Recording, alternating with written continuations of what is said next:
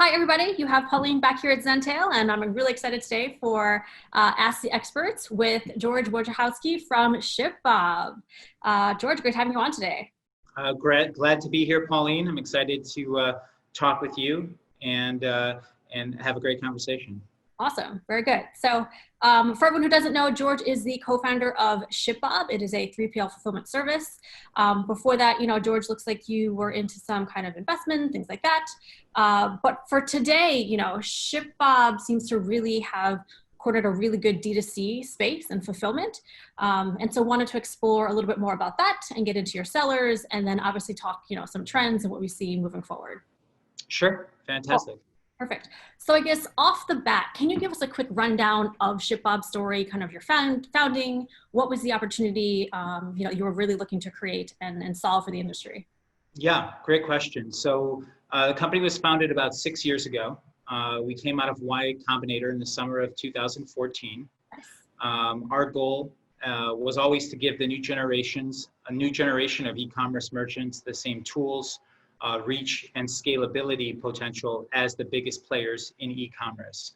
And what I mean by that is when you order something online and you're ordering from one of the big retailers, whether it's Amazon or Nordstrom or Dick's Sporting Goods, that package arrives within 48 hours to your doorstep, and shipping is usually some nominal charge or free.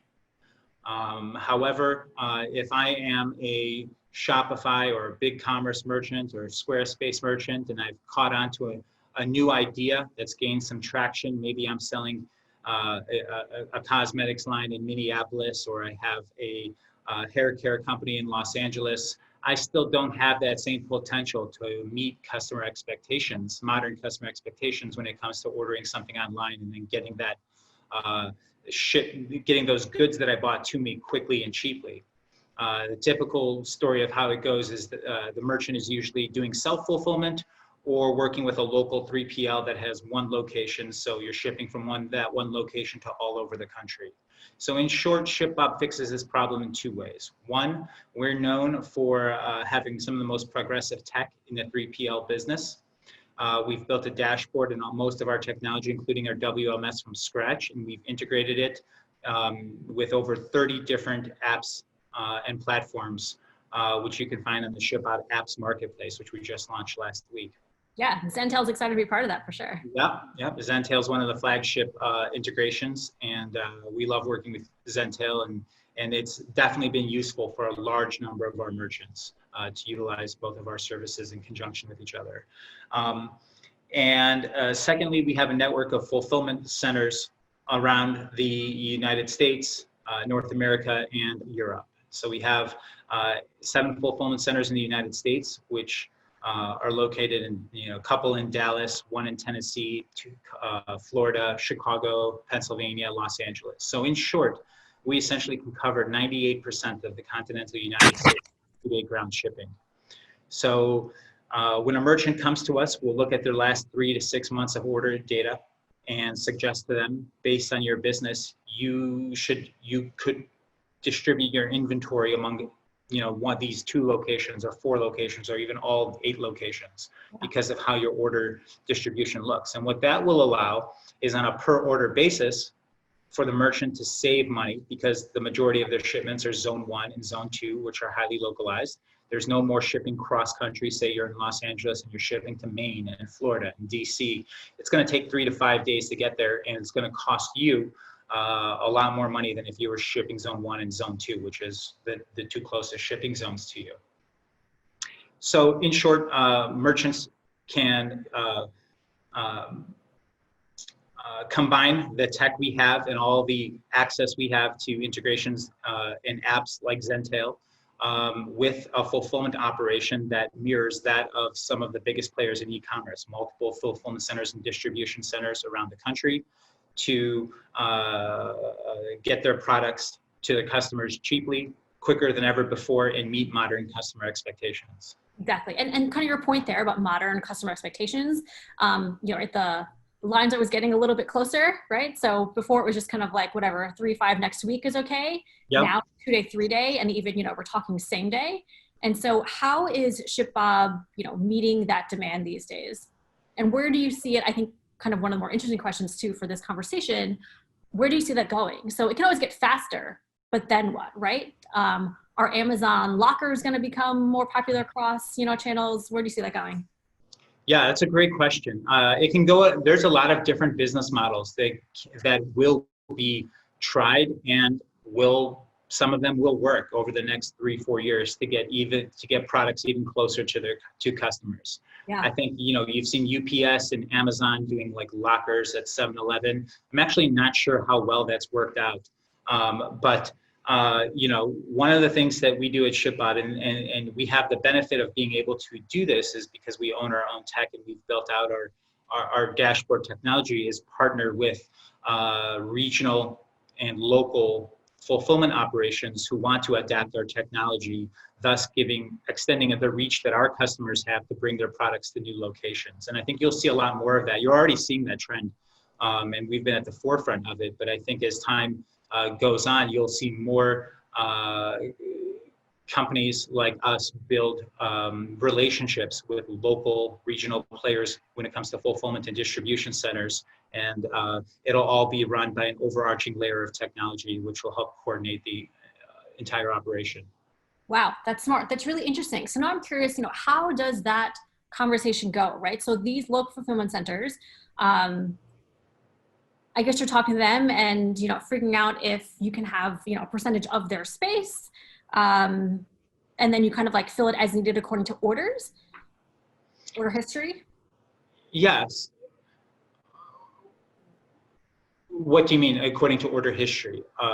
So yeah, I guess knowing that, we've had this series of products who are shipping to, for some reason why, this like really specific locale, and you can work with that region, that local fulfillment center. Got it. Yeah, that has been the goal from the beginning, is that we've looked at the analytics and the distribution of orders that we were sending out from the fulfillment centers that we already operated in, and that's how we placed the new fulfillment centers and also forged relationships in new areas. And you're exactly right. So maybe we have a client who their product, for whatever reason, is wildly successful in the southwest part of the country, Arizona, New Mexico, Western Texas.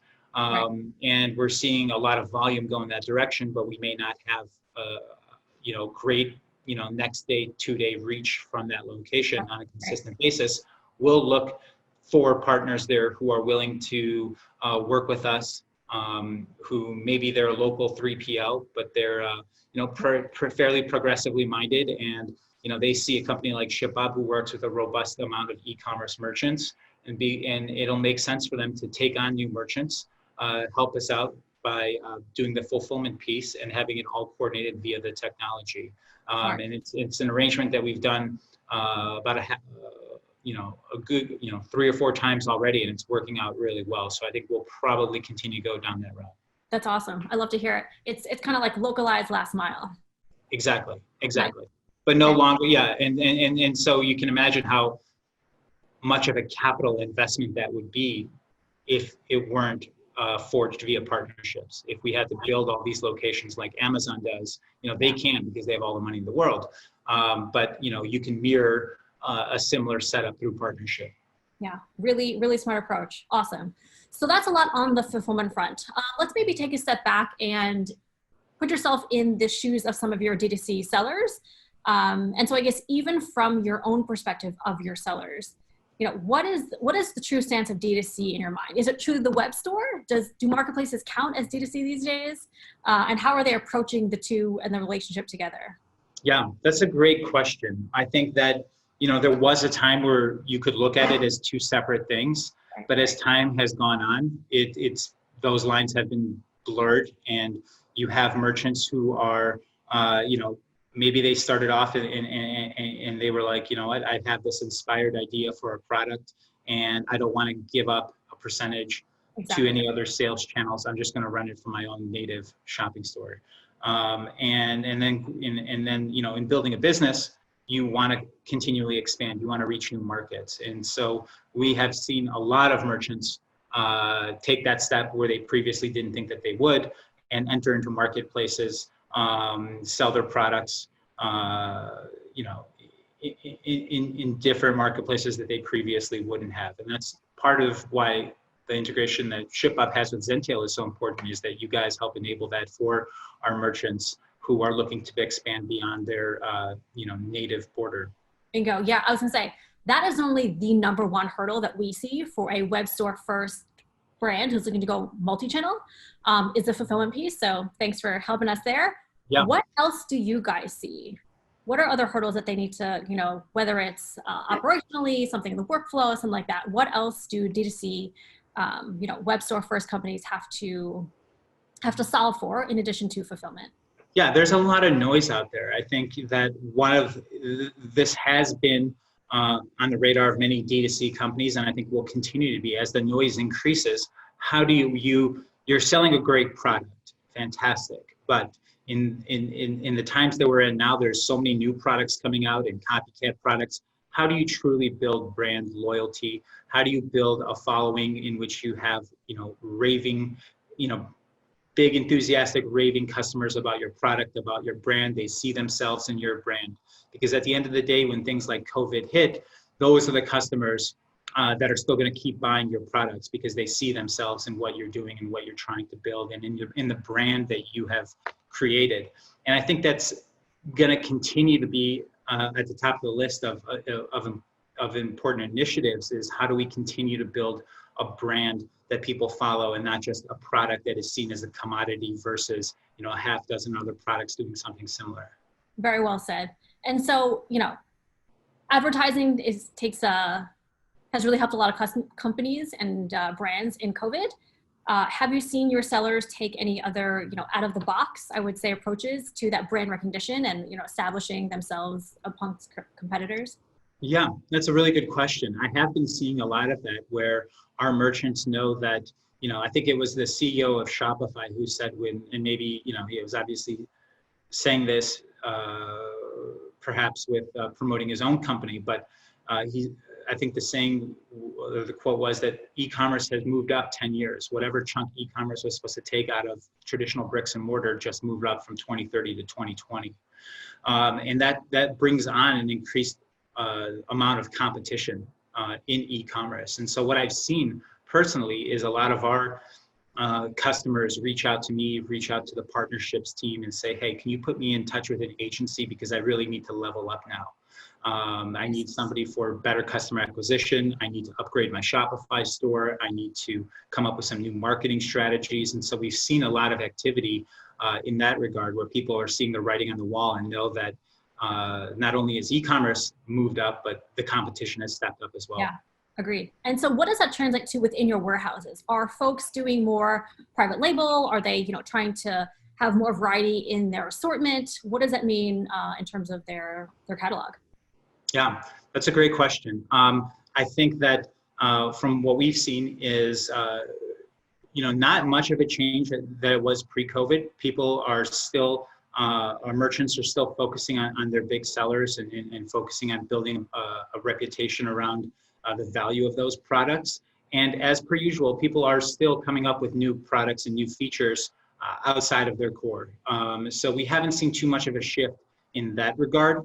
I think people want to, and also, and this has kind of always been true too, is when they try new things, they want to keep their inventory nimble, because you may think that a product is going to sell really well, and then you find out it's actually not, but you just spent, taking 2 containers from Vietnam to the United States, and it's not really moving. And so customers are trying new things and keeping their inventory light and flexible and potentially dynamic. And that's a broader question too, and like the merchant's engagement with their supply chain. And I think now more than ever, especially after COVID or during COVID, merchants are really taking a look at their supply chain from beginning to end, from the factory where it's produced to the fulfillment centers, and saying, hey, is this ironclad and am I able to function if we have another global crisis like we did previously? When COVID hit, one of the things that we saw was a lot of independent fulfillment centers were closing down. They couldn't operate. We saw this in North Carolina, we saw this in other states, and the merchants would come to us and say, hey, I need to still run a business. I'm shut out. I can barely get my inventory out. So what merchants are looking at now, and previously they haven't included in their calculations, is does the fulfillment company I work with just have one location, or is there a network that if something goes down in one fulfillment center and they have to close down, maybe there's an outbreak, is there a backup plan here? And so you see merchants looking for maybe 2 fulfillment partners, or if it's a company like ShipBob that has a network, that's a calculation that I think pre-COVID merchants weren't making. Agreed. I agree. Diversification, the term has come up a lot during COVID, and obviously for us as it pertains to sales channels, for you guys, it relates to your warehouse locations, and so that makes a ton of sense. Yeah. How did COVID affect your shipments? If you can, share a candid moment with us. Yeah, significantly. Q2 historically, and I think this is true across e-commerce, is the slowest quarter. And most of the activity is in Q1 and Q4 and a lift in Q3. We got very busy very quick, and it was very challenging as an operation, and the ShipBob team really rose to the occasion, because now we had this huge influx of volume, which has sustained, and I think it's sustained across the board. Every e-commerce company that I talk to, an agency that I talk to, they're still perpetually busy, and there hasn't been this big, now that panic over COVID has somewhat subsided, there hasn't been a drop off, and so. Operating in the constraints of COVID, we had to, enact social distancing within our fulfillment centers. Everybody had to wear masks at all times. You couldn't get in without getting your temperature taken. Power cleaning it every night at the end of each shift, hiring people to just literally clean around the clock while we were operating around them. These were additional costs and operational variables that we hadn't previously considered, and we had to make these decisions and enact them very, very quickly if we wanted to keep the supply chain open for our merchants, which was our #1 priority. Way to go, you guys. Being there for everyone, being there for your team, right? Most importantly, and then obviously your customers. So yeah, absolutely. Nice, really good. So I guess any other trends you've seen? We definitely see the same thing in that, the sales are spiking and they're not necessarily going down. We're starting to think more about what happens with holiday, it's just going to start sooner, I think, but any other thoughts there? Yeah, I was, taking a bike ride like 2 months ago or 2.5 months ago when we were in the middle of COVID, and I was going down this large shopping street in Chicago, and I was looking around and I was like, you know what, there's nobody's going to want to do the crazy holiday rush, Thanksgiving rush this year. No one's going to want to stand in the department store line 40 minutes to check out, be around people, touch a bunch of stuff that everyone else is touching. And a lot of the stores now are closing on Thanksgiving, right? I think Walmart and Target both have said that they're closed, which is exactly. Which I applaud that as well. I think for the public safety, that is an absolute must. But that was a thought I had like 2.5 months ago, and then like you said, last week I think Walmart announced that they weren't going to do a Black Friday, retail operation, and then all the other major retailers followed suit. So it's going to be a very busy e-commerce Q4, e-commerce centric Q4. I think more people over the last 4 months have gotten comfortable shopping online, and when it comes to buying holiday gifts and things like that, it's going to be you're going to have a lot of the people who are already comfortable shopping online for their gifts and for products, and a whole slate of new people who are now comfortable with it as well. So what does that mean internally for your warehouses? Do people have to, ask for more space, right? Like allocate that now, as opposed to getting to whatever September, and it's probably too late. Yeah. I think the holiday season rush is going to, every year since we've been in operation, and it's been 6 years, it keeps starting earlier and earlier and earlier. I think based on what I recall from our analytics last year, I think November 13th was the day in which we could see the volume officially kick into holiday gear mode. And this year I expect it to be even sooner than that. And so, messaging and communicating, we have our account managers doing regular QBRs with our merchants, finding out what their plans for the holiday season are and allocating the appropriate resources to plan for that. It's not a one-way street. It's by far a 2-day street, completely a 2-day street. So we have to, we're communicating to our merchants what our capabilities are and what our expectations are for Q4, and vice versa. We're reaching out to them and having them tell us what their plans are for Q4 as well, so it can go as smoothly as possible. Wow. I think, yeah, with volumes being the way that we expect, this is absolutely necessary. I think you're gonna have to open up a new warehouse, George. Number 9. Well, my co-founders, Anthony and Jifko, they operate the ShipBob fulfillment network, and they've done a fantastic job of building out really fantastic key partnerships with other fulfillment centers around the country, around the world, and they're not slowing down. So they're on it, and we're definitely going to make some new relationships and open up some new space. Nice, really good. Let's see, we're nearing the end. Was curious if you want to share any of your favorite, ShipBob success stories with us. Yeah, there's been plenty of success stories through the year, which is actually the absolute best thing about being in the business that we're in.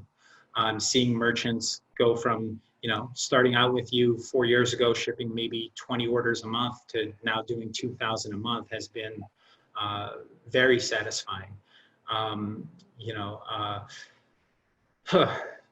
have to think about that. My favorite story, I guess it's like I every time that I see something on LinkedIn or in a magazine or a post of one of our merchants who came to us as a young or an early entrepreneur, early in their entrepreneurship journey with an inspired idea and a lot of hope and a lot of potential and a lot of motivation to do something big. And then when I see them like pop up on LinkedIn, like they were covered in Forbes or they were covered in Vogue or, yeah, that always makes me super happy. And I love seeing that. And that it's been great over the last couple of years. The velocity of that has increased a lot, where we see these merchants who started off with us and now they've made it. They've crossed that threshold. They're getting great coverage. They have a following.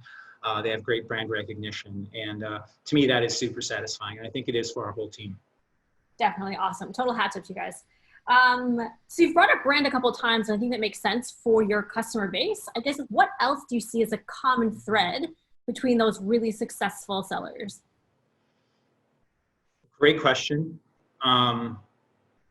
There's a lot of variables. At this point, we have over 4,000 merchants. But the common thread that I would personally say that I see is a hard vision of what they're trying to achieve while still balancing it with flexibility to test things. And if it doesn't go wrong, not try to force it, but to try to pivot and try something new. So, I love entrepreneurs who come in with a vision for their company of what they want to build. You can see their focus, you can see their determination. And when they're able to kind of get real with themselves and see something not working out, their ability to pivot and try something new in the name of persevering and getting to that ultimate goal is the common thread that I've seen. Also, a willingness to reach out and ask for help and to have dialogue. I feel like some of the most successful entrepreneurs are also the most chatty ones. They're willing to jump on panels. They're willing to, do case studies. They're willing to just have conversations and be in the mix and be up to date on what the new the happenings are in the industry and what techniques maybe their competitors or other e-commerce stores are doing. So being active, not being a silo out there on your own, but to actually engaging in the broader e-commerce community. By far, I think that those merchants usually have a higher success rate. Awesome. Very good. Very good. Okay. That cues us up a little bit for our little 10 rapid fire questions here. So let's do it. And this has been fun. So number 1, what advice do you have for sellers around, handling their inventory? What advice do I have for sellers? Around inventory. Around inventory? I know it's hard to want to average down your cost on inventory, and it makes sense as you develop your product, but going all in off the starting line and buying an enormous sum of inventory just so you can average down your cost almost never works out. Looking at it from a testing approach and trying to keep it dynamic, I think in the long run is more of a winning strategy. Nice, like it. Okay, number 2, what is your advice for a small team looking to operate at a larger scale and grow quickly? Yeah, consider yourselves lucky that you're on a small team. That was in my experience at ShipBob, the most sentimental time in my entire journey at ShipBob was, when you have a small team around you, it's great to have colleagues. You're going to fail, you're going to trip up, you're going to hit roadblocks, and to have partners or close colleagues and a small team there to pick you up and help keep you both moving forward and the entire organization moving forward together is so critical, especially in the early part of an entrepreneur's journey. Agreed. Nice. Very good. So work with people you like and be nimble. Good. Number 3, what's one thing you wish every seller knew? One thing that I wish every seller knew. I'd love it if every seller knew that if you distribute your inventory, it is a huge competitive advantage because you're averaging down your cost of each shipment. Plus, you're putting yourself in a position to meet modern customer expectations by delivering that product quicker after the customer orders it. And I would also say that finding platforms and finding technology, creating your own tech stack based on, or application stack based on what's most relevant to your business. I feel like sometimes people get caught up because they hear a name a lot and they think that they might need it, but really kind of knowing your business and understanding the technologies that you're utilizing will help you stay focused and keep the information tight, so that only the relevant information that you need to focus on is in front of you. Smart. We couldn't agree more. So cheers. All right. What do you think, we spoke about this a little bit, what do you think is the next big trend in shipping and fulfillment? Yeah, I think that, I saw a demo recently. I don't know if I should say the company or not, but I saw a demo recently of a platform that was essentially video commerce, really great video commerce for e-commerce shops, for Shopify stores, for big commerce stores. And it was kind of like anybody, any merchant anywhere can create their own little HSN for their audience in real time. And then include like real graphics, little incentives and deals.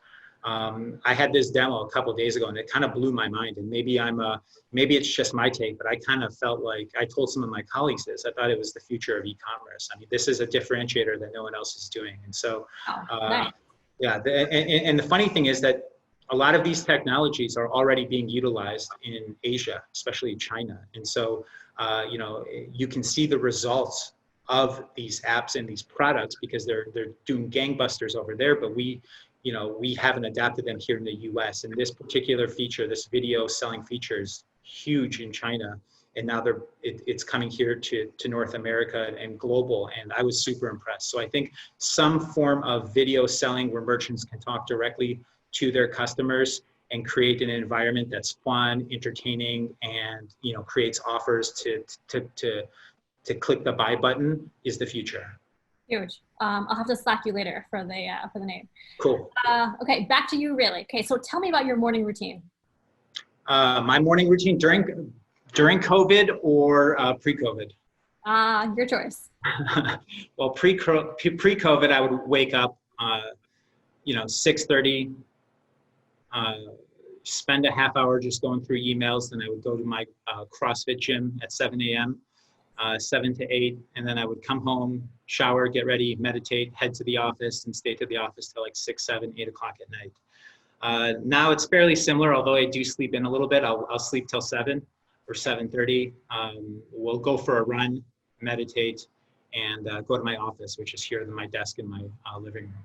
There you go. Perfect. I love that you have meditation there. That's awesome. Oh, it's a game changer for me. Without it, I mean, if I don't meditate and if I don't work out, but especially if I don't meditate, I'm kind of not in a great mood and I'm drinking a lot of coffee till about 11 a.m. If you get your day started with a great meditation, there's really nothing that can bother you or kind of throw you off your game.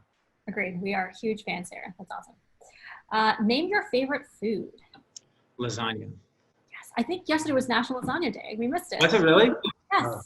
I haven't had lasagna in a very long time. I'm here in the West Loop in Chicago, and there's this restaurant called Monteverde that's supposed to have amazing Italian food, and I still haven't had the opportunity to check it out. Oh no, takeout. Yeah, there you go. All right, tell me about one of your hobbies. You mentioned biking. biking. I love going on long bike rides. I love anything that has to do with seeing new things or kind of taking me out of the environment that I spend the majority of my time and just allowing me to experience new contexts. If that's even going for a run, going on a bike ride, going on a road trip, traveling, exploration. Big hobbies of mine, always kind of perks me up and kind of resets me a little bit if I'm, doing the same thing over and over day after day a little bit too much, then that'll always kind of help me reset a little bit.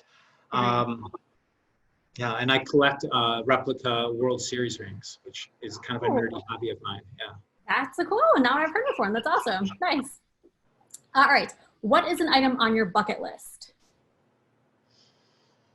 I want to go to Japan. I've always wanted, I watch a lot of travel shows, and every time it goes to Japan, it just seems like such a fascinating place. You have the beauty that's like in Kyoto, and then you have Tokyo, which is this super progressive metropolis, cosmopolitan metropolis. It's always fascinated me. I love traveling. Vietnam is on my list as well. So I guess traveling more is the number one priority on my bucket list. I wanted to go to Thailand this year. That was canceled. And Thailand for me is kind of like when you talk to people who go to Costa Rica. Nobody comes back and says they had a bad time. Everybody says they had a phenomenal time. Yep. When this is all done, I'll give you my notes for those countries. All right. Oh, you've gone to all of them? Yeah, Japan, Vietnam, and Thailand. Amazing. Yes, please. We'll have to connect. That's great. Let's see. Do you have any COVID goals? COVID goals? Yes. Yeah. I developed, now that we have more time personally, when we were going to the office every day, I'd be there till like 7:30, 8 o'clock, and then I would go swimming after work, and I would get home like 9 or 9:30. And then by the time I got home, there was like maybe 45 minutes for me time before I could, whether it's developing new skills or reading, before I had to go to bed and do it all over again. And so when the COVID started, one of the things I invested in was masterclass, and I've loved it. I've loved it. I've taken, there's a negotiating class on there that I've taken by Chris Voss. I took a mixology class by these two amazing mixologists, comedy class by Steve Martin. So that's kept me like kind of learning new things while and spending the extra time that we have doing something productive versus just hanging out on Netflix. Absolutely. I'm not gonna lie, I think that's my favorite one I've heard so far. That's awesome. Okay, number 10, let's round it out. What has been one of the most impactful life lessons you've had, whether that's personally or professionally? Yeah. Dig deep.